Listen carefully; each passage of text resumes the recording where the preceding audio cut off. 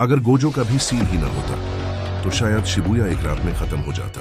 लेकिन असली कहानी वहां से शुरू होती है जहां दुश्मन नहीं, इंसान डर जाते हैं। क्योंकि जब कोई बहुत ज्यादा स्ट्रांग हो जाए, दुनिया उसे हीरो नहीं खतरा कहती है। शिबुया के बाद शहर खामोश था, कर्सेस खत्म हो चुके थे, लेकिन सुकून वापस नहीं आया। लोगों को एक बात समझ आ गई थी, अगर गोजो चाहता तो पूरी जंग अकेला जी सकता था।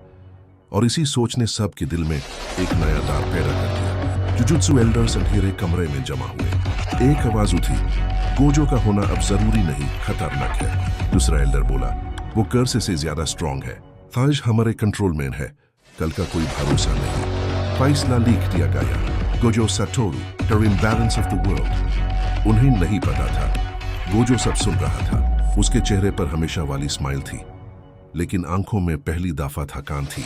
मैंने तुम लोगों के लिए हर जंग लड़ी, गोजो ने खुद से कहा, और आज तुम मुझे ही खतरा कह रहे हो।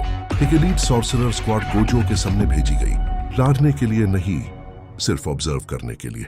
लेकिन गोजो ने सिर्फ एक कदम आगे बढ़ाया और हवा का प्रेशर बदल गया। कोई तलवार नहीं थी, कोई अटैक नहीं हुआ। सब समझ गए ये लड़ाई जीती जा चुकी है।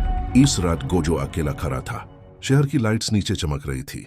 अगर मैं रुक गया तो ये दुनिया का भी चेंज नहीं होगी। उसने फैसला किया, वो अब सिर्फ कर्सेस का दुश्मन नहीं, सिस्टम का सवाल बनेगा। अगर ताकत गलत है तो मैं गलत ही सही।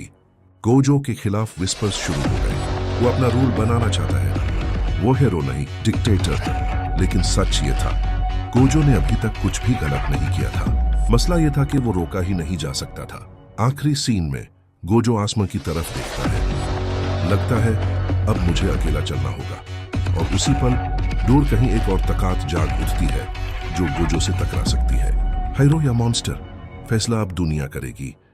अगर गोजो ने रूल्स तोड़ दिए तो क्या वो सबको बचा पाएगा या सब उससे बचने लगेंगे? पार्ट 4 के लिए सब्सक्राइब करो एनिमे ट्विस्ट।